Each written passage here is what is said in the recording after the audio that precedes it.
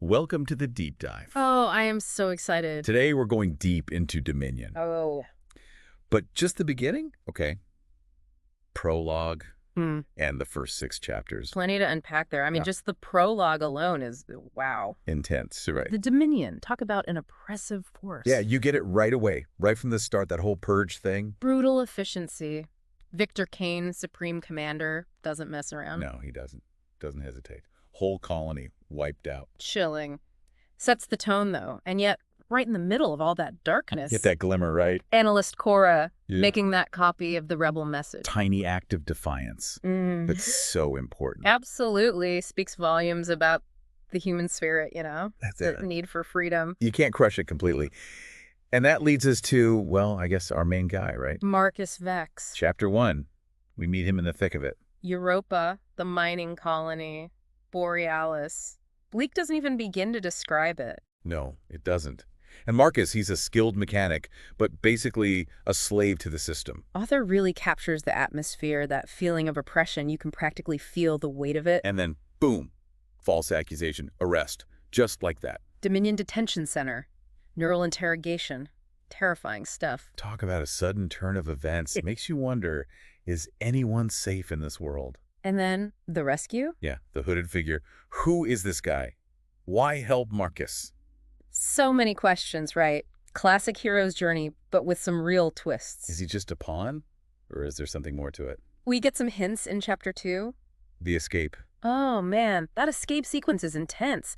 Icy tunnels, narrow escapes, constant danger. Straight out of a sci-fi thriller. But it also shows us more about the Dominion's power, their control over The information data chip, that right? Marcus is given. Apparently it has evidence of the Dominion's terrible acts. Ups the stakes. Now it's not just about Marcus's survival. Exactly. He's carrying something that could expose the truth. And then, Chapter 3, we get to the hideout.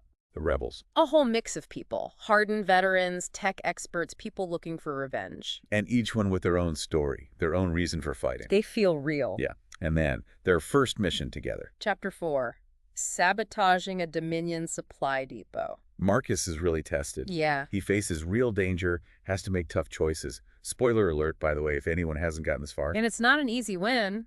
Close calls, near captures. You realize that this rebellion, this fight, it comes at a price. Marcus sees what he's got himself into, and then we meet the leaders. Chapter 5. Randall, Doc, and Rex. Each one with a different style. Different approaches to the fight. Randall's the strategist, Doc's the tech whiz, and Rex, well, Rex is a bit of a wild card, right? yeah. But you see the tensions, the disagreements. They all want the same thing, freedom, but how they get there. It's not so simple.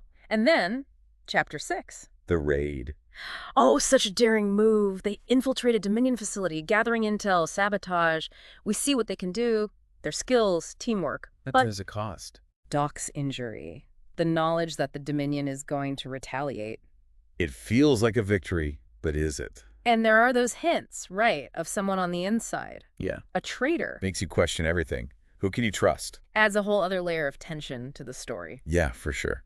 Lots to think about. We've covered a lot of ground here. These first few chapters are packed. They really are. So much world building, character development. It's gripping. We've only just scratched the surface, though. So much more to unpack. After a quick break, we'll dive deeper into these themes, the characters, the world the author has created. Stay with us.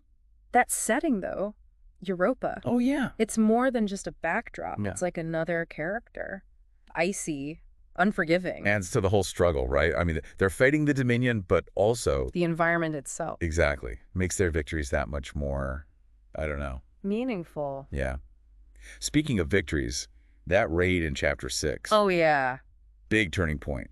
But for anyone who hasn't read it yet, spoiler alert. It's definitely a spoiler, but it shows what they're capable of. The rebels. Right. That planning, the execution. Each of them with their skills. Rex talking his way in, smooth as ever. Samara, her sharpshooting. It's all there. But it also shows the risks. Doc's injury. Yeah, that was rough. Reminds you, it's not a game. No, it's not. Yeah. And it makes you wonder, how long can they keep going? How many more losses can they take? That uncertainty, it's woven right into the story. And then there's the traitor. Ooh, yeah. Those hints the author drops, those little things. Sideways glances, unanswered questions. Creates this whole atmosphere of paranoia. You start to doubt everyone. Makes you think, if they can't trust each other, How can they possibly? take on the Dominion. It's like the foundation of their rebellion is, Shaky. yeah. And it makes you think about what living under that kind of control does to people. The Dominion surveillance. It's not just about physical danger. Wait, it gets inside your head. Eats away at trust. Mm. Makes you afraid of everyone. Adds a whole other level to the conflict. It's not just good guys versus bad guys. It's messier than that. And yet, in all that darkness, there's still hope. That moment with Cora, way back in the prologue, Yeah, that tiny act of defiance, it's like a spark. shows that even when things seem impossible. You can still choose to resist. And think about Marcus. He's kind of... Stumbled into this whole thing. Right. But he sees what's happening. The brutality of the Dominion, the sacrifices people are making. It changes him. His choices become more deliberate. It's a powerful reminder that we always have a choice, even in a system designed to crush you. You can still decide to stand up, to fight back. But it comes at a price. Like Doc's injury. Yeah. And not just physical either. Think about the mental and emotional toll it takes. That constant fear, the suspicion, makes you ask, what's the real price of freedom? What are we willing to give up, to risk? Like, co-endure. Yeah. For what we believe in. Is there a point where it becomes too much? Where the sacrifices outweigh the goal? Tough questions. The book doesn't give you easy answers. Which makes you think. Which is good. It absolutely makes you consider the complexities, the gray areas. And it's not always about those big heroic actions. It can be something small, like Cora copying that message. It seemed like nothing, but it reached Marcus. Ignited something. It's a reminder that those small acts of resistance, those choices we make, they can build into something bigger. Like a ripple effect. Yeah. Even when you're facing something huge, something powerful. Like the Dominion. You're not powerless. Your choices matter. Your actions matter. That's what makes stories like this so important. They remind us that the fight for a better world. It never ends. And it's about all of us. And Marcus, he's such a, I don't know, relatable character. Oh, totally. He's not a superhero. He's just a guy. Making choices, trying to do what's right, makes mistakes, doubts himself. But he keeps going. Yeah. And those supporting characters, they add so much. Samara, the warrior. Doc, the tech genius. And Rex. Oh, Rex. That charisma, but you never quite know what he's thinking. Right. Is he an asset or a danger? Keeps you guessing. And the world building. Wow. Oh my gosh, yes. So detailed. That European landscape. The Dominion's tech. You can practically see it. Feel it. It's clear the author puts so much thought into it. It's not just a background, it's part of the story. Shapes the characters, their motivations, the whole conflict. Makes it feel real. And for anyone who loves dystopian fiction. This is a must-read. Seriously, Dominion is just. Masterful. The storytelling, the characters, the world. And we've only scratched the surface. We have so much more to talk about. Those burning questions, the power of hope, and what these stories tell us about ourselves, about our own world. Stay tuned, we're going deeper. Okay, so we've covered a lot. The Dominion, the rebels, even Europa itself. But Dominion, it goes deeper, right? It's not just about the action. Oh, absolutely. It makes you think about some pretty big things. Freedom, hope. What are we willing to sacrifice for what we believe in? That kind of stuff.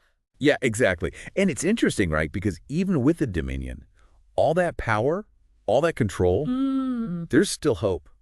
It's there right from the start. Cora, prologue, copying that message. Such a small thing, but it shows you, even when everything seems Hopeless. Yeah.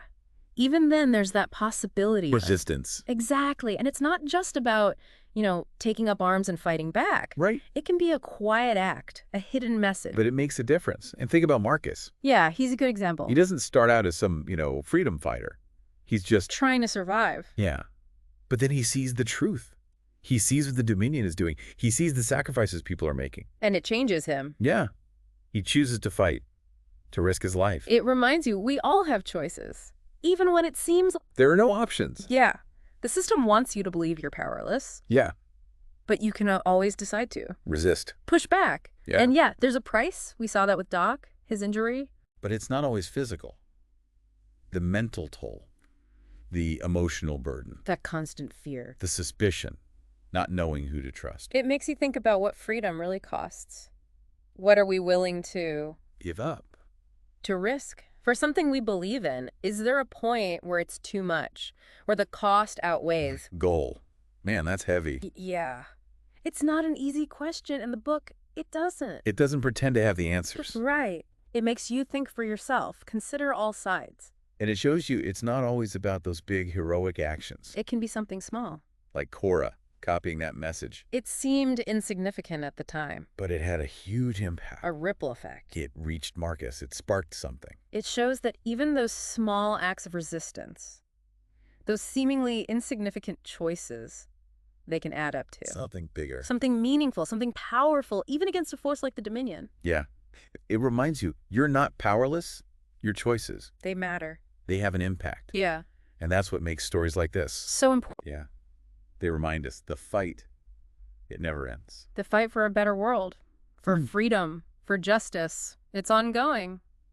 And it's up to all of us. And Dominion, it doesn't shy away from those tough questions. It makes you think, makes Yeah. you feel. And that's what good storytelling should do, right? Absolutely. It stays with you.